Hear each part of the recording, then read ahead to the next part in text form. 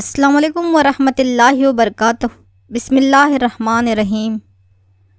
रब्बिश्शरह ली सदरी वयस्सिर ली अमरी वहलुल उक़दतम मिन लिसानी वयफ़क़हू क़ौली। रब्बी ज़िदनी इल्मा, रब्बी ज़िदनी इल्मा, रब्बी ज़िदनी इल्मा। मेरे अज़ीज़ तलबा व तालिबात, इन तस्वीर को आप गौर से देख रहे हैं तो कहीं पर ये हत्यारात, कहीं पर अपने हक़ के लिए लड़ते हुए लोग दिखाई दे रहे हैं। तो बच्चों, ये आलम में ऐसे बहुत से मसाइल जो है घिरे हुए हैं। गो के 2 आलमी जंगें भी हो गई, लेकिन इन आलमी जंगों के बाद भी, हालांकि दूसरी आलमी जंग के बाद जो है आलम में अमन को कायम रखने के लिए, जंगों को रोकने के लिए तंजीम अक़वाम मुत्तहिदा का भी क़याम हुआ 1945 सन ईस्वी में। फिर भी जो है ऐसी अंदरूनी खाना जंगी या हथियारात का बनाना या एक दूसरे पर यहाँ पे बग़ैर किसी वजह के जारहाना हमले करना, ये आए दिन यहाँ पे हमें देख रहे हैं। आलम में अभी भी UNO के वजूद के बाद भी जो है इंसानी हुकूक़ की पामाली हो रही है। यहाँ पे ऊंच नीच या मुआशी अदम मसावात चला हुआ है, नस्ली इम्तियाज़ यहाँ पे है। हर दिन हम जो है दहशत गर्दाना हमले भी देख रहे हैं। तो बच्चों, आलम में मसाइल कौन कौन से हैं और इन आलमी मसाइल को हल करने में हमारे हिंदुस्तान ने क्या किरदार अदा किया है, तो ये देखने के लिए आज हम इल्म सियासियात का बाब आलमी मसाइल और हिंदुस्तान का रोल, आलमी मसाइल और हिंदुस्तान का रोल, आलमी मसाइल को हल करने में हिंदुस्तान की हिकमत अमली क्या है, किस तरह से हमारे हिंदुस्तान ने एक अहम किरदार अदा किया है। तो बच्चों, इस बाब में हम कौन कौन से अहम नुकात का मुतालिया करेंगे। तो इसमें है पहला, इंसानी हुकूक़ की तरदीद या इंसानी हुकूक़ की पामाली, उसी तरह असलाह की दौड़ और मौशी गैर मसावात, आलमी दहशत गर्दी। तो ये तमाम नुकात क्यों ये आलम में किस तरह से मसाइल बने हुए हैं और इन मसाइल को हल करने के लिए आलमी सतह पर हिंदुस्तान का किरदार क्या, हिंदुस्तान का रोल क्या है, ये देखेंगे। यानी हमारे हिंदुस्तान ने किस तरह से इन मसाइल को हल करने में अपना एक अहम किरदार अदा किया। तो बच्चों, आज का हमारा उन्वान कौन सा है? आलमी मसाइल और हिंदुस्तान का रोल। चलिए बच्चों, तो सबसे पहले हम देखते हैं इंसानी हुकूक़ की तरदीद या इंसानी हुकूक़ की पामाली किस तरह से हो रही है। इसको हल करने के लिए, इंसानी हुकूक़ का जो इस्तेहसाल हो रहा है, तो उसको हल करने के लिए हिंदुस्तान ने अपना किस तरह से एक अहम रोल अदा किया है। तो बच्चों, इंसानी हुकूक़ जो होते हैं, हक़ जो है हर इंसान का जो है पैदाइशी हुकूक़ होता है। इंसानी हुकूक़, जीने का हुकूक़ यानी ज़िंदा रहने का जो हक़ है, ये हर इंसान के पैदाइशी हुकूक़ में होते हैं। इंसानी हुकूक़ में जीने का हक़, बात करने का हक़, आज़ादी का हक़, मसावात का हक़, खेल कूद का हक़, तालीम हासिल करने का हक़, ये तमाम हुकूक़ शामिल हैं। तो बच्चों, इंसानी हुकूक़ जो है हर एक के जो है पैदाइशी हुकूक़ होते हैं, हर एक के पैदाइशी हुकूक़ होते हैं। लेकिन बदकिस्मती से आज देखो, दुनिया के कसीर ममालिक में, बहुत से ममालिकों में इंसानी हुकूक़ की पामाली हो रही है। इंसानी हुकूक़ का इंसानों के साथ में इस्तेहसाल हो रहा है। कौन कौन सी बिना पर और कौन से अनासिर हैं जिसकी वजह से इंसानी हुकूक़ की पामाली हो रही है, इंसानी हुकूक़ छीने जा रहे हैं। कभी मज़हब की बिना पर, कभी रंग व नस्ल की बिना पर, कभी जिन्स की बिना पर, कभी ज़ात पात, कभी रंग और कभी कौमियत में तफरुक़ा से इंसानी हुकूक़ की तरदीद और इंसानी हुकूक़ का इस्तेहसाल हो रहा है ना। कभी मज़हब की बिना पर यहाँ पे इंसानी हुकूक़ छीने जा रहे हैं, कभी रंग व नस्ल में फ़र्क किया जा रहा है, नस्ली इम्तियाज़ात की पॉलिसी को यहाँ पे अपनाया जा रहा है। काले गोरों का फ़र्क है, ऊंच नीच का फ़र्क है, अमीर गरीब का फ़र्क है, इलाक़ायत जैसे मसाइल हैं, फ़िरक़ा वारियत जैसे मसाइल हैं। तो ये जो आलमी मसाइल उभरे हुए हैं, ये सिर्फ़ हमारे कर्नाटक रियासत या हमारे मुल्क हिंदुस्तान के ही नहीं, पूरे आलम में जो है ये ऐसे अनासिर हैं जो इंसानी हुकूक़ की तरदीद कर रहे हैं, इंसानी हुकूक़ का इस्तेहसाल कर रहे हैं, इंसानी हुकूक़ की पामाली कर रहे हैं। कौन से? मज़हब, नस्ल, जिन्स, ज़ात पात, रंग और कौमियत में तफारुकात की वजह से। तो बच्चों जिसकी वजह से जो है जब जब इस तरह से हुआ है, इंसान ने अपने हुकूक के लिए आवाज़ उठाई है, जिसकी कई मिसालें हमें मिलती हैं। तो कौन कौन से हैं बच्चों? इस तरह से हमें क्वेश्चन रहता है कि इंसानी हुकूक के ज़िम्मन में होने वाले वाक़यात या वो कौन से अवामिल हैं, वो कौन से तहरीकात हैं जो इंसानी हुकूक की तहरीक का बाइस बने थे, कौन कौन किस लिए करके।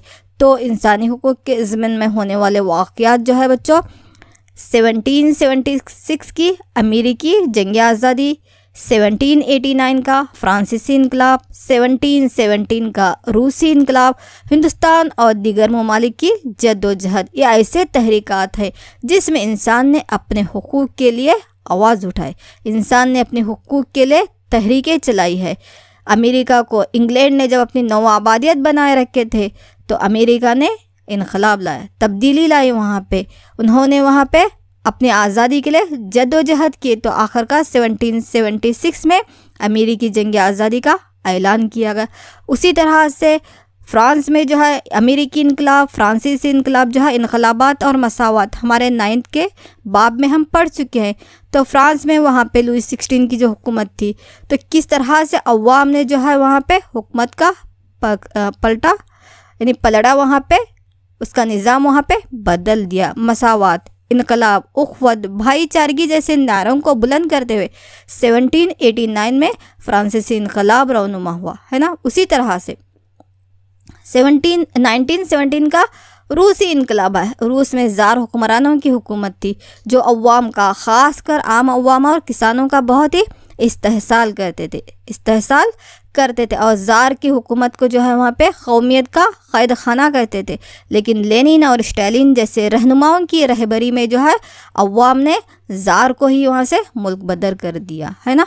तो उसी तरह से हमारे हिंदुस्तान की तहरीक आज़ादी, अंग्रेज़ों ने हिंदुस्तान को एक नौआबादियत बना के रखी थी और दीगर ममालिक भी, ख़ासकर जो है 3 बर-ए-आज़मों को, बर-ए-आज़म एशिया, बर-ए-आज़म अफ्रीका और बर-ए-आज़म लैटिनी अमेरिका, ये 3 ममालिक को बर-ए-आज़म यूरोप के लोगों ने अपनी नौआबादियत बनाए रखे थे। तो हिंदुस्तान ने भी जिस तरह से जद्दोजहद करके अपना हक़ हासिल किया है, उसी तरह बहुत से ममालिकों ने भी जो है जिनको नौआबादियत बनाए रखे थे, या कहीं कहीं पे नस्ली इम्तियाज़ था, कहीं पे अपार्थाइड जिसको हम कहते हैं। तो इस तरह से जो है इंसानी हुकूक के ज़िम्मन में, यानी इंसान अपने हुकूक को, अपने हक़ को हासिल करने के लिए ये तमाम जो है तहरीकात की है। कौन कौन से हैं बच्चों यहाँ पे? 1776 की अमेरिकी जंग आज़ादी, 1789 का फ्रांसीसी इनकलाब, 1917 का रूसी इनकलाब, हिंदुस्तान और दीगर ममालिक की जद्दोजहद की आज़ादी। तो यही यहाँ पे नहीं है, इसके साथ साथ तंज़ीम अक़वाम मुत्तहिदा की जो आलमी आम असम्बली है, जिसको हम जनरल असम्बली कहते हैं, तो जनरल असम्बली के ने भी जो है 10 दिसंबर 1948 को तंज़ीम अक़वाम मुत्तहिदा की आम असम्बली में एक इजलास बुलाया गया, जहाँ पे माहिरीन ने इंसानी हुकूक के तहफ़्फ़ुज़ के लिए एक आलमी कदम उठाया। इंसानी हुकूक के ज़िम्मन में जो है 48 हुकूक पर मुश्तमिल एक आलमी मंशूर तैयार किया, जिसमें मसावात का हक़, आज़ादी का हक़, मजहबी आज़ादी का हक़, इंसाफ का हक़, तालीमी हक़, खेल कूद का हक़, जीने का हक़, तमाम हुकूकों को लेकर पूरे आलम के लिए जो है इंसानी हुकूक का एक आलमी मंशूर तैयार किया है। कौन? तंज़ीम अक़वाम मुत्तहिदा की आम असम्बली ने। तो इसीलिए बच्चों हर साल 10 दिसंबर को हम क्या मनाते हैं? यौम हुकूक इंसानी, आलम यौम हुकूक इंसानी या इंटरनेशनल ह्यूमन राइट्स डे कहते हैं इसको। आलम हुकूक इंसानी या इंटरनेशनल ह्यूमन राइट्स डे कब मनाया जाता बच्चों? 10 दिसंबर को। क्यों? क्योंकि 10 दिसंबर 1948 को तंज़ीम अक़वाम मुत्तहिदा, जिसको हम UNO कहते हैं ना, तो UNO की जनरल असम्बली, आम असम्बली ने जो है पूरे आलम के इंसानों, पूरे दुनिया के इंसानों के लिए इंसानी हुकूक के ज़िम्मन में 48 हुकूक लेकर एक आलमी मंशूर तैयार किया, जिसमें तमाम हुकूक को रखा गया है। तो इसीलिए हर साल हम 10 दिसंबर को आलम हुकूक इंसानी मनाते। तो ये इंसानी हुकूक की पामाली ना हो, इसकी बर्बादी ना हो, इंसानी हुकूक का इस्तेहसाल ना हो, इसके लिए हमारे हिंदुस्तान ने भी बहुत से इक़दामात उठाए। क्योंकि हमारा टॉपिक ही क्या बच्चों, आलमी मसाइल और हिंदुस्तान का रोल है। तो ये इंसानी हुकूक की जो तरदीद हो रही थी, इंसानी हुकूक की जो पामाली हो रही थी, इंसानों को उनके जीने के हक, बहुत से दिगर हुकूक जो छीन ले जा रहे थे, तो इसमें हमारे हिंदुस्तान ने क्या किरदार किया है। तो इतना समझ में आया। Human rights day, international human rights day यानी आलमी इंसानी हुकूक, यौम आलम हुकूक इंसानी कब मनाते हैं बच्चों? 10 दिसंबर को। क्यों?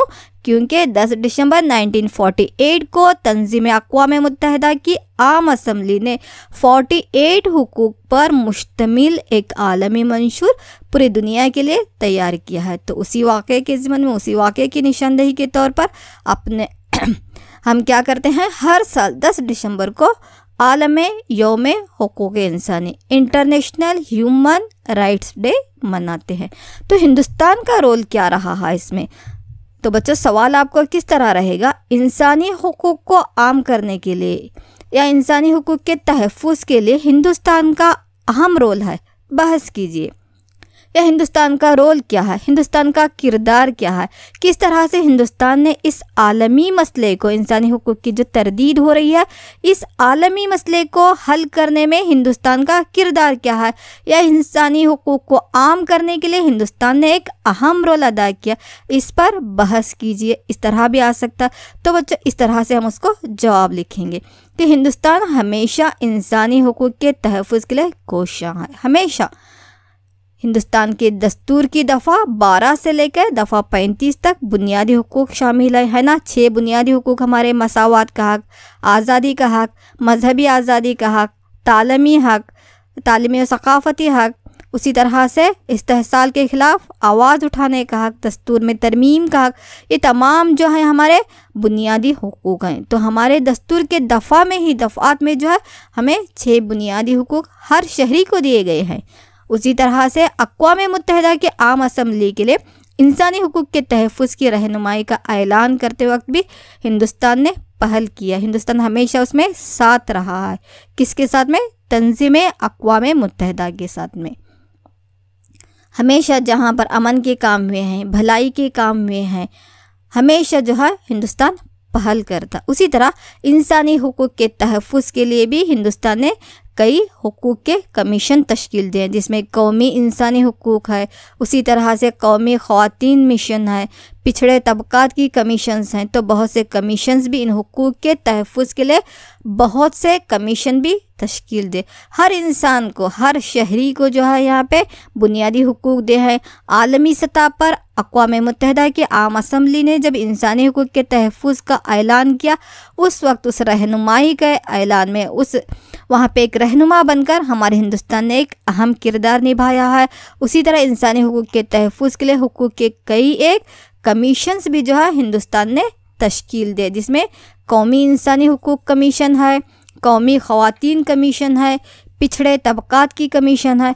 तो इस तरह से जो है हमारा हिंदुस्तान हमेशा इन कमीशंस के ज़रिए से इंसानी हुकूक, बुनियादी हुकूक हमें अता करके, या पसमानदा तबक़ात के हुकूक देकर, अक़लियतों के तबके के लिए भी कमीशंस बनाकर, रियासती सतह पर हो या कौमी सतह पर हो, ऐसी कमीशंस के ज़रिए से हमारे बुनियादी हुकूक की भी हिफाजत कर रहा है और आलमी सतह पर भी जो है इंसानी हुकूक के लिए हमेशा सरगर्म है। तो इस तरह से आप नुकात लिखेंगे। समझ में आया बच्चों? इतना इंसानी हुकूक की तरदीद किस तरह हो रही है, इंसानी हुकूक की तरदीद जब जब इंसानों की हुकूक की इस्तेहसाल हुआ है, कौन कौन से तहरीकात यहाँ पर हुए हैं, और UNO का क्या रोल रहा है, और हिंदुस्तान ने इंसानी हुकूक को आम करने के लिए आलमी सतह पर और कौमी सतह पर भी किस तरह से अपना अहम किरदार निभाया।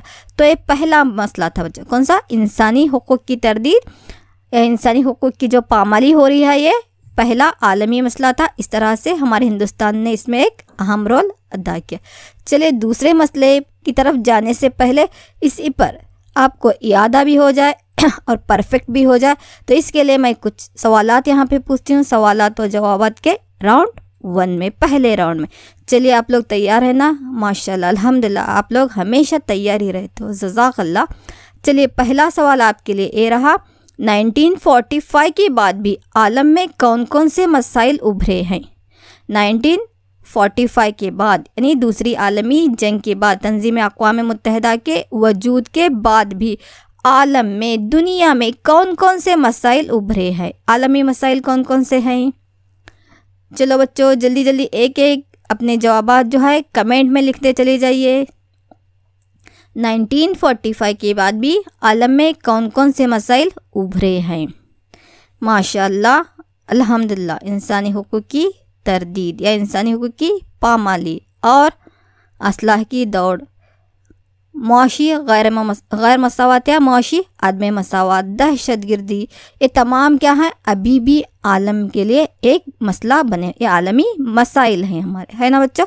चलिए अगले सवाल की तरफ बढ़ते हैं। ये रहा आपके लिए दूसरा सवाल, किन अनासिर की बुनियाद पर इंसानी हुकूक़ की तरदीद या इस्तेहसाल हो रहा है। कौन कौन से अनासिर की बुनियाद पर किस तरह से इंसानी हुकूक़ की तरदीद हो रही है। मैं बताएं यहाँ पे इन अनासिर की वजह से, यहाँ पे इन अनासिर की बुनियाद पर इंसानी हुकूक़ का हम इस्तेहसाल करें, इंसानी हुकूक़ की तरदीद हो रही है। कौन कौन से बच्चों, चलिए एक एक एक लिखते चली जाइए, कमेंट में जवाब लिखिए। किन अनासिर की बुनियाद पर इंसानी हुकूक़ की तरदीद या इस्तेहसाल हो रहा है। या ज़ात, रंग, नस्ल, मज़हब, फ़िरका, इलाक़ायत, कौमियत वग़ैरह, है ना बच्चों। सही जवाब, बिल्कुल सही जवाब, माशाअल्लाह। चलिए अल्हम्दुलिल्लाह हम अगले क्वेश्चन की तरफ बढ़ते हैं। सवाल नंबर 3 आपके लिए ये रहा, इंसानी हुकूक़ के ज़िमन या तहफ़्फ़ुज़ में होने वाले वाक़यात कौन कौन से हैं। बहुत से हुए हैं, एक 4-5 का मैंने ज़िक्र की हूँ। चलिए कौन कौन से हैं इंसानी हुकूक़ के ज़िमन या तहफ़्फ़ुज़ में, यानी जब जब इंसानी हुकूक़ की पामाली हुई है, तरदीद किया गया, इस्तेहसाल किया गया, तो बहुत से वाक़यात अपने हुकूक़ की हिफाजत के लिए, अपना हक़ हासिल करने के लिए इंसानों ने, हम अशरफुल मखलूक़ात ने जद्दोजहद किए हैं। नाइंसाफ़ी के ख़िलाफ़ इंसाफ का नारा बुलंद किए हैं, आज़ादी का नारा बुलंद किए हैं। तो कौन कौन से वाक़यात हैं बच्चों। माशाअल्लाह, सही जवाब। 1776 की अमेरिकी जंग आज़ादी, हिंदुस्तान की जंग आज़ादी, और यस 1789 की फ्रांसीसी इनकलाब, यस ये भी सही है। 1917 का रूसी इनकलाब, ये तमाम जो है इंसानी हुकूक़ के ज़िमन या तहफ़्फ़ुज़ में होने वाले वाक़यात। चलो बच्चों अगला सवाल आपके लिए ये रहा, आलमी इंसानी हुकूक़ कब मनाया जाता। यौम आलम इंसानी हुकूक़ यानी इंसानी हुकूक़ का डे कब मनाया जाता है बच्चों, किस महीने और किस तारीख को। यौम आलमी इंसानी हुकूक़, international human rights day, international human rights day कब मनाया जाता है। अल्हम्दुलिल्लाह, माशाअल्लाह, सही जवाब 10 दिसंबर को। कब मनाया जाता है बच्चों, हर साल 10 दिसंबर को, एब्सोल्युटली राइट आंसर। चलिए बच्चों एक आखिरी क्वेश्चन, इंसानी हुकूक़ को आम करने के लिए हिंदुस्तान का कोई एक अहम कदम बताइए। बहुत से इक़दामात इंसानी हुकूक़ के आम करने के लिए हमारे हिंदुस्तान ने उठाए हैं, कोई एक बोलते जाइए, एक एक लिखते जाइए। कौन कौन से इक़दामात हिंदुस्तान ने उठाए हैं इंसानी हुकूक़ के ज़िमन में, या इंसानी हुकूक़ को आम करने के लिए, या इंसानी हुकूक़ की पामाली या उसकी तरदीद या उसके इस्तेहसाल को रोकने के लिए। माशाअल्लाह हमें बुनियादी हुकूक़ दे हैं। अल्हम्दुलिल्लाह कई कमीशंस भी बैठाएँ, जैसे कि यस ख़वातीन की तहफ़्फ़ुज़ की कमीशन, पसमानदा ज़ातों के तहफ़्फ़ुज़ की कमीशन, यस अक़लियत तबक़ों के लिए कमीशन। तो ये तमाम क्या हैं इंसानी हुकूक़ को आम करने के लिए हिंदुस्तान के अहम इक़दामात हैं। चलिए बच्चों अब दूसरा मसला जो था यहाँ पे कौन सा है बच्चों, यस असलाह, है ना। असलाह की दौड़, है ना। असलाह की दौड़ यानी कि बच्चों जंगी साजो सामान को बड़े पैमाने पर बनाना। हिंदुस्तान बना रहा है करके पाकिस्तान बनाएगा, पाकिस्तान अपने मिसाइल दाग रहा है करके हिंदुस्तान दागेगा। यहाँ पर 4 न्यूक्लियाई बम है, जौहरी बम हमने बनाए करके फिर अफ़गानिस्तान बनाएगा, अफ़गानिस्तान बना रहा है करके इसराइल बना रहा है, इसराइल बना रहा है करके चीन बना रहा है करके पाकिस्तान बना रहा है करके अमेरिका। यानी ये जो हथियारों की यहाँ पे दौड़ चली हुई है, जंगी साजो सामान जो बनाए जा रहे हैं, इसी को हम क्या कहते हैं, असलाह की दौड़ कहते। इसी को क्या कहते हैं बच्चों? असलाह की दौड़ कर। तो इस तरह से करने से मसला बनेगा या नहीं बनेगा, है ना? एक दूसरे को हम शक की नज़र से देखते हुए इस तरह से हम क्या करें, अपने पास जंगी साजो सामान का अंबार बनाते चले जा रहे हैं, है ना? दफ़ाई मुआहदे होते चले जा रहे हैं। तो इसी को क्या कहते हैं बच्चों? असलाह की दौड़ कहते हैं। तो ये इस तरह से कहने से क्या होता है? जंग का ख़दशा रहता है ना? जंग का ख़दशा रहता है, आलमी अमन फिर से जो है यहाँ पे निस्तो नाबूद हो जाएगा। तो ये असलाह की दौड़ हमारे लिए एक मसला हो सकती है ना? बेशक हो सकती है। तो इसको किस तरह से रोकते हैं करके, तो बच्चों एक मशहूर मक़ौला है, हम जंग को ख़त्म कर दें वरना जंग हमें ख़त्म कर देगी। सही है ना? हम जंग को ख़त्म कर दें वरना जंग क्या करेगी? हमें ख़त्म करेगी। आजकल तो जो है हर एक मुल्क के पास में जौहरी हथियार हैं, न्यूक्लियाई हथियार हैं। 1945 की बात है, यानी 1945 में दूसरी आलमी जंग के वक्त जब हिरोशिमा नागासाकी पर जो जौहरी धमाके किए गए, जौहरी बम डाले गए, उसके असरात अभी तक हैं। तो तब से भी यहाँ पे लाखों गुना ज़्यादा पावरफुल हथियार क्या है अब हमारे पास में, हर एक मुल्क के पास मौजूद हैं। अगर बाई चांस हम जंग पे उतर आएंगे तो जंग पूरी इंसानियत को यहाँ पे ख़त्म कर देगी, है ना?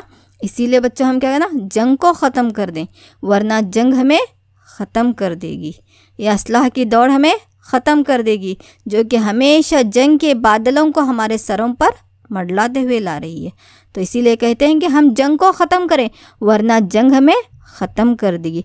असलाह की दौड़ एक ख़तरनाक और पेचीदा मसला बनकर नशोनुमा पा रहा है। अब इस तरह से हो रहा है, इस मसले को हल करना है तो बच्चों इसका रिवर्स करना है। क्या करना? असला नहीं बनाना, है ना? असलाह की दौड़ से ये मसला बना हुआ है, जंग के बादल छा रहे हैं, एक ख़तरनाक माहौल बनता जा रहा है। तो हम क्या करना? इस असलाह को रोक देना।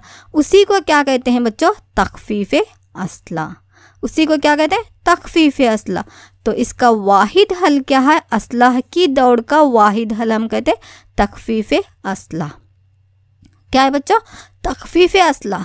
एकदम से पूरे भी हमें नहीं करना है, मरहला ब मरहला, stage by stage, step by step हमें क्या करना है? इन जंगी साजो सामान की पैदावार को बनाने को हमें रोकना है, वरना क्या होगा? हम ही ख़त्म हो जाएंगे यहाँ पे, है ना? तख़फ़ीफ़ असला दुनिया में माल और मुस्तक़बिल की ज़िंदगी के लिए भी बहुत ही ज़रूरी है। हमारी माल की हिफाजत होना, हमारी जान की हिफाजत होना, आने वाली नस्ल के लिए हम दुनिया को यहाँ पे सही सलामत रखना है। तो ये असलाह की दौड़ को हमें ख़त्म करना बेहद ज़रूरी है ना? वरना फिर से जो है तीसरी आलमी जंग का यहाँ पे ख़दशा हमारे सरों पर है। तो बच्चों सवाल इस तरह से रहेगा कि तख़फ़ीफ़ असला आज के दौर में बहुत ज़रूरी है। क्यों ज़रूरी है ना? क्योंकि क्यों ज़रूरी है बच्चों? असलाह की दौड़ से सारे आलम में खौफ, ख़तरा, घबराहट जैसे मसाइल उठते हुए जंग की कैफियत पैदा हो रही है। असलाह और गोला बारूद जो है मौशी नुक्ते नज़र से भी गैर ज़रूरी और नुकसानदा है। तो इसलिए तख़फ़ीफ़ असला ज़रूरी है ना? असलाह की पैदावार को रोकना ज़रूरी है या नहीं? बेशक ज़रूरी है। तो बच्चों सवाल किस तरह से 2 मार्क्स में या 1 मार्क्स में भी आ सकता है, ये अक्सर 2 मार्क्स में ही आया है 2 मार्क्स क्वेश्चन में, कि तख़फ़ीफ़ असला आज के दौर में बहुत ज़रूरी है। तख़फ़ीफ़ असला क्यों ज़रूरी है? क्योंकि असलाह की दौड़ की वजह से सारे आलम में, पूरी दुनिया में खौफ, घबराहट, ख़तरा है बहुत से मसाइल इससे पैदा हो रहे हैं। हमेशा जंग की कैफियत पैदा हो रही है। असला और गोला बारूद जो है मुआशी नुक्ते नज़र से भी गैर ज़रूरी है और नुकसानदा है ना? तो इसीलिए तख़फ़ीफ़ असला बहुत ही ज़रूरी है बच्चों।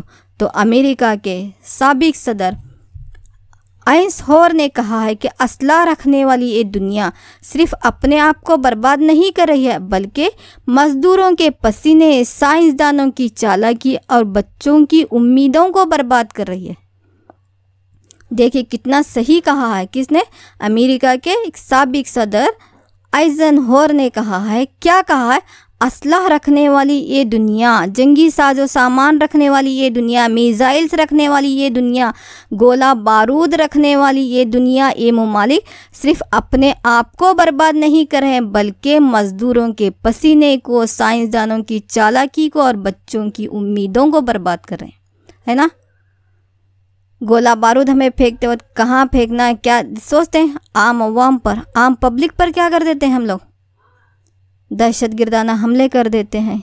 इसको बनाने में, इन असलाह को बनाने में कितने मज़दूरों का पसीना गया हुआ है वहाँ पे। यही असलाह को, यही गोला बारूद को, यही सामान को हम तामीराती कामों में भी इस्तेमाल कर सकते हैं, है ना बच्चों? साइंसदानों की चालाकी थी, उसको भी हम बर्बाद कर रहे हैं। आने वाले बच्चों की उम्मीदों को, उनकी नस्ल को हम क्या कर रहे हैं यहाँ पे? बर्बाद कर रहे हैं, उनकी उम्मीदों पर पानी फेर रहे हैं।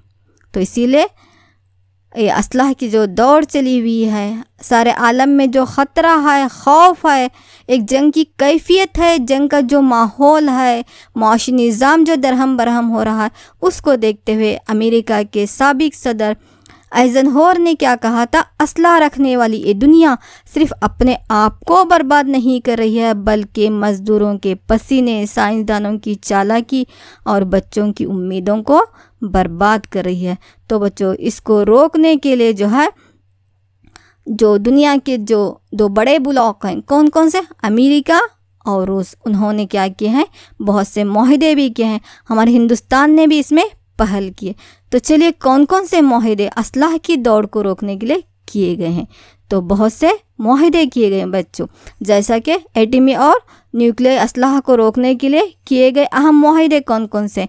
1963 के बाद अमेरिका और रूस ने कई दो रुखी माहिदे किए हैं, जैसे कि साल्ट यानी स्ट्रेटेजिक आर्म्स लिमिटेशन ट्रीटी या टॉक भी उसको कहते हैं। उसी तरह पाबंदी माहिदा की हिकमत अमली इसलाह या इसलाहजात के महदूद तजुर्बे पर पाबंदी का माहिदा, या जिसको पीटीबीटी कहते हैं, या सीटीबीटी है, एलटीबीटी है।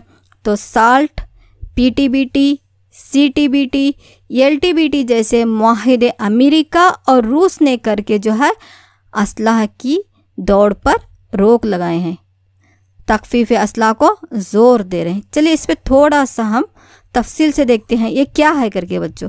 जिस तरह से आप साल्ट करके प्रेम, साल्ट यानी क्या है बच्चों?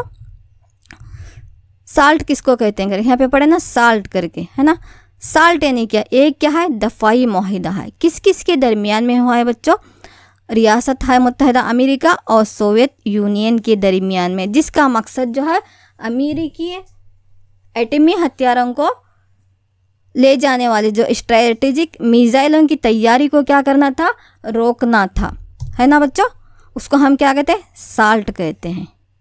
जो एटमी हथियार ले जाने वाले मिसाइल्स थे, उनकी तैयारी को रोकना, जो ले जाकर फिज़ा में दाग रहे थे वो नहीं बनाना। तो इस माहिदे को हम क्या कहते हैं बच्चों? साल्ट कहते हैं। स्ट्रेटेजिक आर्म्स लिमिटेशन टॉक या ट्रीटी भी कहते हैं इसको।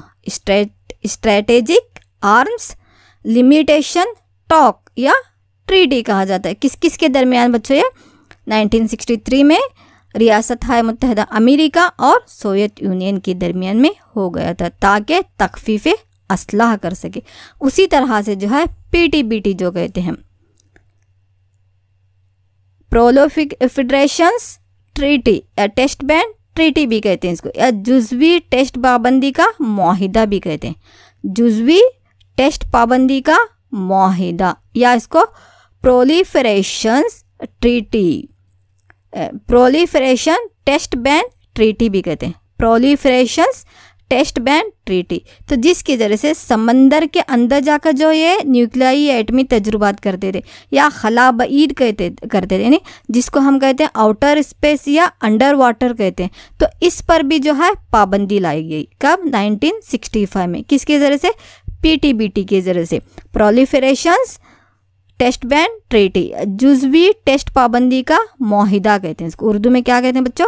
जुज़वी टेस्ट पाबंदी का माहिदा। इस माहिदे के तहत पाबंदी लगाई गई कि जोहरी हथियारों को जो टेस्ट करते हैं वो ना तुम समंदरों के अंदर करेंगे, ना खला में करेंगे, आउटर स्पेस भी नहीं, अंडर वाटर भी नहीं, सिर्फ ज़मीनी सतह पर, वो भी कैसा? लिमिटेड, जुज़वी तौर पर, जो बहुत ही तुम्हें ज़रूरी है, तो सिवाय ज़ेरे ज़मीन के इन जो है इस तरह के माहिदे नहीं करें। उसी तरह से एलटीबीटी करके, यानी लिमिटेड टेस्ट बैन ट्रीटी कहते हैं, यानी महदूद टेस्ट बैन का माहिदा भी कहते हैं। उसी तरह से NTBT करके nuclear test ban treaty, ban करना, उस पर रोक लगा देना, पाबंदी लगा देना।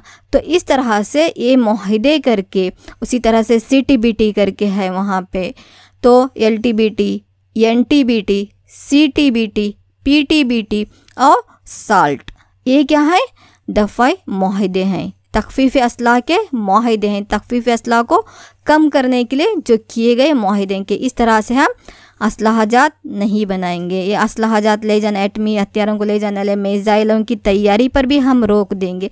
अगर इसके तजुर्बात कर रहे हैं तो सिर्फ ज़ेर ज़मीन कुछ करेंगे, समंदरों के अंदर भी नहीं करेंगे क्योंकि वहाँ की भी मखलूक तबाह बर्बाद हो रही। आउटर स्पेस पर भी नहीं करेंगे, अंडर वाटर भी नहीं करेंगे। तो इस तरह से जो भी करना है वो वहाँ पे पाबंदी लगाई गई। तो इस तरह से भी करके क्या करें बच्चों, ये तख़फ़ीफ़ असलाह को रोकने की कोशिशें की जाए। तो हिंदुस्तान ने भी हमेशा इन मुआहिदों को साथ दिया। आलमी सतह पर जब जब असलाबाजी को रोकने के लिए कदम उठाए गए, हमेशा हिंदुस्तान ने साथ दिया। उसी तरह हिंदुस्तान दीगर ममालिकों के साथ मिलकर ये जो मैड जिसको हम कहते हैं, यानी बाहमी यकीनी तबाही करके, बाहमी यकीनी तबाही या मैड करके। बच्चों मैड यानी क्या है, ये एक्चुअल जो बाहमी यकीनी तबाही या मैड यानी म्यूचुअल एश्योरेड डिस्ट्रक्शन जिसको कहते हैं। तो इस्लाहन जो है डोर्नेल बेरिन ने ये जो है ये अल्फाज लिए थे, लेकिन हिंदुस्तान इसकी सख्त मुखालिफत कर। तो इसमें क्या रहता है, एक फ़ौजी हिकमत अमली है या कौमी सलामती की एक पॉलिसी का एक नज़रिया है। ये एक फ़ौजी हिकमत अमली या कौमी सलामती की पॉलिसी का एक नज़रिया है जिसमें ये दो से ज़्यादा मुखालिफ फ़रीक़ीन के ज़रिए एटमी हथियारात यानी जोहरी हथियारों का मुकम्मल पैमाने पर इस्तेमाल या हमलावर और मुहाफ़िज़ दोनों की मुकम्मल फना का सबब बनता है ना। जिसमें कहा गया है कि दुश्मन के ख़िलाफ़ मजबूर हथियार इस्तेमाल करना ख़तरा दुश्मन को उन्हीं हथियारों के इस्तेमाल से रोकता है। तो इस तरह का जो यहाँ पे एक क्या बोलते हैं मास डिस्ट्रक्शन का जो माहौल बना था, उसकी भी क्या हुई है, हिंदुस्तान ने सख्त मुखालिफत की है। तो इस तरह से जो है तख़फ़ीफ़ असलाह करके और असलाहजात की तैयारी पर पाबंदी लाने के बहुत से ट्रीटी या मुआहिदे करके, जिसमें जो है साल्ट है, PTBT है, CTBT है, NTBT है, STBT है। तो इस तरह से ये मुआहिदों के ज़रिए से भी जो है हिंदुस्तान इसमें भी साथ दिया है। हमेशा आगे बढ़ चढ़ कर जो है इस मैड की भी जो है मुखालिफत करते हुए एक अहम रोल अदा किया है। तो बच्चों दूसरा मसला हम यहाँ पर क्या था, असलाह की दौड़, इसको रोकने में भी हिंदुस्तान कामयाब रहा है और अभी भी कोशिशें कर रहा है। चलो बच्चों आगे और एक मसला है मौशी गैर मसावत। तो इसको देखने से पहले ये असलाह की दौड़ आपको समझ में आया है या नहीं, इसको देखने के लिए 2-4 सवालात मैं आपको सवालात और जवाबात के राउंड सेकेंड में आपको पूछूंगी। असलाह की दौड़ से क्या मुराद है बच्चों? पहला सवाल आपके लिए यहाँ पर है, असलाह की दौड़ से क्या मुराद है? असलाह की दौड़ हम किसको कहते हैं? चलो बच्चों जल्दी जल्दी कमेंट में अपना जवाब लिखिए। यस, मुकाबलाबाजी पर आकर हम क्या करना है, यहाँ पे जंगी साजो सामान को बनाना। मुकाबलाबाजी पर आकर जंगी साजो सामान बनाने को बच्चों हम क्या कहते हैं, असलाह की दौड़ कहते हैं ना। हिंदुस्तान ने 4 जौहरी बम बनाए हैं तो पाकिस्तान 5 बनाएगा, पाकिस्तान 5 बनाया है तो चीन 7 बनाएगा, चीन 7 बनाएगा, अमेरिका 11 बनाए। तो इस तरह से ये जो हथियारात बढ़ते जा रहे हैं, जंगी साजो सामान बढ़ते जा रहे हैं, इसी को हम क्या कहते हैं बच्चों, असलाह की दौड़ कहते हैं। चलिए अगला सवाल आपके लिए, असलाह की दौड़ का वाहिद हल क्या माना जा रहा है? असलाह की दौड़ का वाहिद हल क्या माना जा रहा है, क्या हल है? असलाह की दौड़ का हल क्या है बच्चों? माशाल्लाह अल्हम्दुलिल्लाह, सही जवाब तख़फ़ीफ़ असलाह है ना। असलाह की दौड़ को रोक देना, उसी को क्या कहते हैं बच्चों, हम तख़फ़ीफ़ असलाह कहते हैं ना। तख़फ़ीफ़ असलाह असलाह की दौड़ का वाहिद हल माना जा रहा है। सही जवाब, वेरी गुड माशाल्लाह। चलो वही तीसरा क्वेश्चन है, तख़फ़ीफ़ असलाह से क्या मुराद है? अब बोले हम असलाह की दौड़ का वाहिद हल क्या है, तख़फ़ीफ़ असलाह है। तो तख़फ़ीफ़ असलाह से क्या मुराद है? यस सही से असलाह की दौड़ को रोकना, जो भी लिखे सही, यानी असलहा जो है, जंगी साजो सामान जो है, इसको मरहला बर मरहला रोकना, इसकी पैदावार को रोकना ही क्या कहलाता है? तख्फीफ असला। चंद मखसूस किस्म के हथियारों को मरहला ब मरहला इसकी पैदावार को रोकना ही क्या कहलाता है बच्चों? तख्फीफ असला कहलाता है। चलो बच्चों, अगला सवाल आपके लिए ये रहा, अमेरिका और रूस के दरमियानी कोई एक दो रुखी मुआहिदा लिखिए या बताइए। कमेंट में लिखिए बच्चों। अमेरिका और रूस के दरमियान बहुत से मुआहिदे हुए हैं असलाह की दौड़ को रोकने के लिए, तो इन दो रुखी मुआहिदों में से कोई एक मुआहिदा बोलिए जो अमेरिका और रूस के दरमियान में हुआ है। माशाल्लाह, साल्ट सही जवाब, अल्हम्दुलिल्लाह। और PTBT, CTBT सही है, LTBT, NTBT यस, माशाल्लाह अल्हम्दुलिल्लाह, ये सभी क्या है? सही जवाबात है, अमेरिका और रूस के दरमियान होने वाले मुआहिदे। चलो बच्चों, और एक आखिरी क्वेश्चन आपके लिए, अमेरिका के सदर आइजनहोवर ने असलाह की दौड़ के मुतालिक क्या कहा है ना? एक बहुत ही अच्छा जुमला कहे थे बच्चों, उन्होंने क्या कहा था बच्चों? अमेरिका के साबिक सदर आइजनहोवर ने असलाह की दौड़ के मुतालिक क्या कहा था? ये जो असलाह की दौड़ हो रही है, जंगी साजो सामान बनाए कंपटीशन पे, मुकाबला बाजी पर आके बना रहे हैं, मुकाबला आराई जो हो रही है, इसको देखते हुए अमेरिका के साबिक सदर आइजनहोवर ने क्या कहा था? माशाल्लाह, सही जो असला रखने वाली ये दुनिया सिर्फ अपने आप को बर्बाद नहीं करे, बल्कि मजदूरों के पसीने, साइंसदानों की चालाकी और बच्चों की उम्मीदों को बर्बाद कर रही है। सही जवाब क्या है बच्चों? असला रखने वाली ये दुनिया सिर्फ अपने आप को बर्बाद नहीं करे, बल्कि मजदूरों के पसीने, साइंसदानों की चालाकी और बच्चों के उम्मीदों को बर्बाद कर रही है। माशाल्लाह, सही जवाब। चलो बच्चों, अब एक आखिरी मसला रहेगा, अब हुआ इंसानी हुकूक की तरदीद या पामाली हो गई, असलाह की दौड़। अब नेक्स्ट मसला कौन सा बच्चों? मौशी गैर मसावत, है ना? मौशी गैर मसावत। बच्चों, इस पर आपको क्वेश्चन किस तरह रहता है करके, मौशी पसमानदा या गैर तरक्की याफ्ता ममालिक के पसमानदा होने के अहम वजूहत क्या है? ये मौशी गैर मसावत हमारे लिए एक मसला बनी हुई है ना? यहाँ पर अमीरी गरीबी का जो फ़र्क है, अदना वाला का जो फ़र्क है, मौशी लिहाज से हमारे में जो तफर्रुक किया जा रहा है, जो फ़र्क किया जा रहा है, वही क्या है? मौशी गैर मसावत है। यहाँ पे इंसानों के दरमियान फ़र्क हो रहा है, रियासतों के दरमियान फ़र्क कर रहे हैं, इलाक़ों के दरमियान फ़र्क करें, मौशी नुक्ते नज़र से मुल्कों के दरमियान में यहाँ पे तरक्की पजीर, तरक्की याफ्ता ममालिक, इस तरह से जो फ़र्क चला है, तरक्की याफ्ता ममालिक कह रहे हैं, पसमानदा ममालिक कह रहे हैं, तो उसी को क्या कहते हैं बच्चों? मौशी गैर मसावत कहते हैं। तो आपको सवाल इस तरह रहेगा कि मौशी पसमानदा यानी मौशी तौर पर गैर तरक्की याफ्ता ममालिक के पसमानदा होने के अहम वजूहात क्या हैं? क्यों मौशी गैर मसावत आ रहे हैं, या मौशी गैर मसावत के वजूहात क्या हैं, या मुल्क गैर तरक्की याफ्ता होने की वजूहात क्या हैं? तो सबके लिए बच्चों ये नुकात आप लिखेंगे। तो यूरोपीय अक़वाम ने क्या कहते? बरअज़म एशिया, लैटिनी अमेरिका और अफ्रीका आना है यहाँ पे। बरअज़म यूरोप के अक़वाम जो थे, यूरोपीय अक़वाम जिसमें अंग्रेज़, पुर्तगाल, डच, फ्रांसीसी है ना, तारीख़ में पढ़े हैं। तो ये यूरोपीय अक़वाम ने क्या किए थे? बरअज़म एशिया, बरअज़म अफ्रीका, बरअज़म लैटिनी अमेरिका के मुल्कों पर अपनी नौ आबादियत को बसाए थे, वहीं पर अपनी मुतलक़ुल उनानी हुकूमत को शुरू करे थे, है ना। हमारा ख़ाम माल ले जाते थे सस्ते दामों में, अपना तैयार शुदा माल लाकर यहाँ पे ज़बरदस्ती हमारे बाज़ारों में फ़रोख्त करते थे, हमारे घरेलू सनतों को बर्बाद किए, हमारा ख़ाम माल लूटे, हिंदुस्तान की दौलत को लूटे, है ना बच्चों। इसीलिए तो दादा भाई नेहरू ने इसको क्या नाम दिया था? नज़र नक्कास, यानी ड्यूरेन थेरी करके हिंदुस्तान की दौलत क्या हो रही थी? इंग्लिस्तान मुंतकल हो रही थी। तो ऐसा जो है 3 बरअज़मों में हुआ था बच्चों, यूरोपीय अक़वाम की वजह से, बरअज़म एशिया, बरअज़म अफ्रीका, बरअज़म लैटिनी अमेरिका। तो इस तरह से होने की वजह से हम क्या हो गए? पसमानदा, हमारी मुआशी हैसियत क्या हो गई? गिरावट में आ गई, हमारे पास में खसारा आ गया, हम पर मुआशी बहरान में आ गए, हमारे घरेलू सनतें बर्बाद हो गई, हमारा ख़ाम माल तमाम कहाँ जाने लगा बच्चों? यूरोप जाने लगा। तो इन मुतलक़ुल उनान के ज़ेर परस्त ममालिक क्या हो गए? मुआशी तौर पर पसमानदा हो गए। और 20वीं सदी के अवाइल में इनकी तरक्की बेहद क्या हो गई? गिरते चली गई। आज़ादी के बाद भी एशिया और अफ्रीका के ममालिक तरक्की पजीर होने लगे। कौन कौन से मैदान में हमारे रुकावट आने लगी बच्चों? ज़राअत में, सनत, नकल व हमल, मवासिलात, साइंस, तालीम और तिब्बी इलाकों में जो है रुकावटें बनने लगे। किन की वजह से? इन यूरोपीय ममालिकों की नवाबादियत की वजह से, इनकी मुतलक़ुल उनानी हुकूमत की वजह से, जो हमारे ममालिक को जो है मुआशी तौर पर ख़सारे मिला। तो जिसकी वजह से क्या हो गई, दुनिया में जो है यहाँ पे मुआशी गैर मसावत बच्चों आम होती चली गई। तो इस मुआशी अदम मसावत के लिए जो है ख़ासकर अमेरिका और सोवियत यूनियन आगे बढ़े। लेकिन वहाँ पर उन्होंने क्या किया?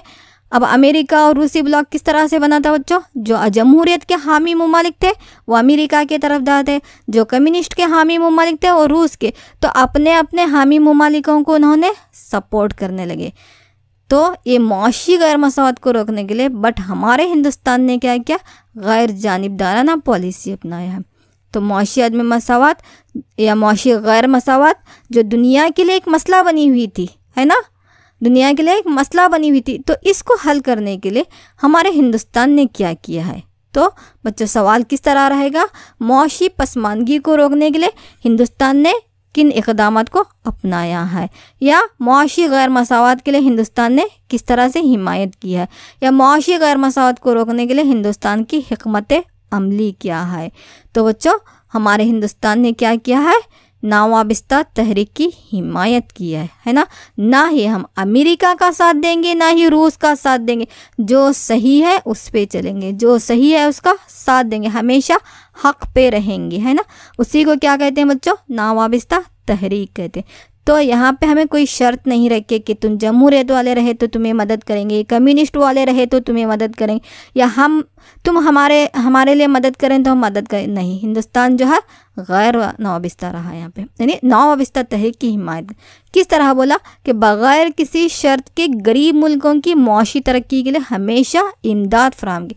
कोई शर्त नहीं रखी यहाँ पे अमेरिका और रूस की तरह। दुनिया के बड़े ब्लॉकों ने यहाँ पे शर्त रखी, अपने साथ जो दफ़ाई माहिदे किए थे, अपने ब्लॉकों में जो शामिल हो गए थे उनके लिए माली मदद फराहम करने के लिए आगे बढ़े। लेकिन हमारे हिंदुस्तान ने नावाबिस्ता तहरीक की हिमायत करते हुए बग़ैर किसी शर्त के गरीब मुल्कों की मुआशी तरक्की के लिए इमदाद फराहम की, पसमानदा मुल्कों को खुद एतमाद मुल्क बनाने की कोशिश की, हमेशा उनकी हिम्मत अफजाई की। चाहे वो बांग्लादेश का वजूद हो या तिब्बत का मसला हो, है ना, नेपाल का साथ हो, श्रीलंका को साथ देना हो, हमेशा हिंदुस्तान जो है उनके अंदर है, उन्हें माली मदद भी किया है और उनके अंदर है खुद एतमादी का जज्बा पैदा करने की भी हमेशा कोशिश किया है। और तीसरी दुनिया के ममालिक, यानी जो 3 बराज़मों के ममालिक थे, इनको क्या नाम दिया गया बच्चों? और एक तीसरी दुनिया करके। तो तीसरी दुनिया के ममालिकों को ग़िज़ा, सरमाया, टेक्नोलॉजी, तबी सहूलियात और आला तालीम और इंतज़ामिया के मौक़ों को भी पूरा करने में हमेशा हिंदुस्तान आगे रहा। अगर वहाँ पे ग़िज़ा का मसला है तो मदद किया है, उन्हें सरमाया चाहिए कारखानों, सनतों, तालीम के लिए वो सरमाया दिया है, टेक्नोलॉजिकल मदद चाहिए वो भी दिया है, तिब्बी सहूलियात दिया है, आला तालीम के मौके दिए हैं, उनके इंतज़ामिया को तरक्की देने में भी हमेशा पहल की है। और मालदार ममालिक का सरमाया गैर ममालिक को लाने की कोशिश भी की है। गो के हिंदुस्तान हमारा एक तरक्की पजीर मुल्क है, हम पूरी तरह अमेरिका के जैसा, रूस के जैसा तरक्की याफ्ता नहीं है, फिर भी एक आलमी कुंबे की हैसियत से हमेशा इन ममालिकों के दरमियान मुआशी इंसाफ, मसावत लाने के लिए, और जो ये आलमगीरियत की वजह से गैर ज़रूरी अशिया या जो आज़ादाना तिजारत की वजह से ये ममालिक क्या करते थे, अगर हमारे ममालिकों में उन चीज़ों की ज़रूरत नहीं है तो भी ला कर यहाँ पे फ़रोख्त कर रहे थे, हमारे घरेलू चीज़ों को, घरेलू सनतों को बर्बाद कर रहे, तो इसकी क्या की है, उस पर रोक लगाई है। तो इस तरह से इन अहम नुकात के ज़रिए से, इन अहम इक़दामात के ज़रिए से हमारे हिंदुस्तान ने मुआशी पसमानदगी को दूर करने के लिए हमेशा पहल की है ना। नावाबिस्ता तहरीक की हिमायत की है, बग़ैर किसी शर्त के गैर मुल्कों की हर तरह से मदद की है, मुआशी तरक्की के लिए की है, उनके अंदर खुद एतमाद का जज्बा पैदा किया है, उनको हिम्मत दिलाया है, उनको मोटिवेशन किया है, ग़िज़ा की ज़रूरत पड़ी ग़िज़ा फ़राहम किया, सरमाया चाहिए सरमाया फ़राहम किया, टेक्नोलॉजिकल मदद चाहिए तो साइंस और टेक्नोलॉजी की मदद दिया, तिब्बी सहूलत चाहिए वो भी दिया है, आला तालीम के मौके दिया है ना। गो के खुद एक तरक्की पजीर मुल्क होने के बावजूद भी पूरी दुनिया को एक कुंबा समझते हुए, एक आलमी कुंबा समझते हुए, एक आलमी कुंबे का ख़ुद को एक रुकन समझते हुए हमेशा मौसी इंसाफ और मसावत के हक़ में रहते हुए इन ममालिकों को तरक्की याफ्ता ममालिक बनाने के लिए, उनको सब में इक्वल लाने के लिए बहुत से कोशिशें की है। और एक सवाल बच्चों इसमें इस तरह से भी आ सकता है कि तीसरी दुनिया के ममालिक को कौन कौन से मुश्किलात का सामना करना पड़ रहा है, किन किन इलाकों में, किन किन मैदानों में मुश्किलात का सामना करना पड़ रहा है। तो इससे पहले भी इन नुकात बोली, फिर भी और एक नज़र देखिए। एक क्वेश्चन बिफोर लास्ट ईयर आ गया है कि तीसरी दुनिया के ममालिक को कौन कौन से मुश्किलात का सामना करना पड़ा। तो तीसरी दुनिया के ममालिक को ज़राअत के मैदान में, सनत, नक़ल व हमल, मवासलात, साइंस, तालीम, सेहत व तंदुरुस्ती वगैरह के इलाकों में बहुत से मुश्किलात का सामना करना पड़ा। तो बच्चों आज का हमारा ये लेसन कौन सा था, आलमी मसाइल और हिंदुस्तान की हिकमत अमली, जिसमें हम 3 मसलों के बारे में देखे, इंसानी हुकूक की पामाली, असलाह की दौड़ और उसके बाद में जो है यहाँ पे मौशी गैर मसावत है ना बच्चों। समझ में आया है लेसन? चलो अभी आप अपना होमवर्क लिख लीजिए। ये सवाल जवाबात के यहाँ पे एक राउंड है, फिर उसके बाद होमवर्क। चलो बच्चों यहाँ पे है क्वेश्चन नंबर 1 यहाँ पे कि दूसरी आलमी जंग के बाद पेश आने वाले मसाइल कौन कौन से हैं, इसकी फहरिस्त बनाई। दूसरा सवाल आपके लिए, इंसानी हुकूक की पामाली, इस मसले के हल के लिए हिंदुस्तान ने कौन कौन से इक़दामात उठाए हैं। तीसरा क्वेश्चन है बच्चों, असलाह की दौड़ आलमी मसला बना हुआ है, इसके हल के इक़दामात लिखिए। चौथा क्वेश्चन है, पसमानदा ममालिक को पेश आने वाली मसाइल कौन कौन से हैं। आखिरी क्वेश्चन है, आलमी सतह पर मौशी पसमानदगी को रोकने के लिए हिंदुस्तान ने किन इक़दामात को अपनाया है। तो बच्चों राउंड 1, राउंड 2 और उसके साथ ये होमवर्क के भी पूरे क्वेश्चंस लिख लीजिए और लेसन के तमाम अहम नुकात, ये तीनों राउंड के क्वेश्चंस और होमवर्क के क्वेश्चन लिख लीजिए, क्वेश्चन के आंसर लिखिए और अपने लेसन को परफेक्ट बनाइए। अपनी सेहत का ख्याल रखिए, नमाज़ों की पाबंदी और हम तमाम असातिज़ा इकराम के लिए भी दुआओं की मखसूस गुजारिश। चलिए अस्सलाम वालेकुम व रहमतुल्लाहि व बरकातहू। जज़ाकुमुल्लाह खैरन कसीरन कसीरा व अहसनल जज़ा फ़िद दुनिया वल आखिरा।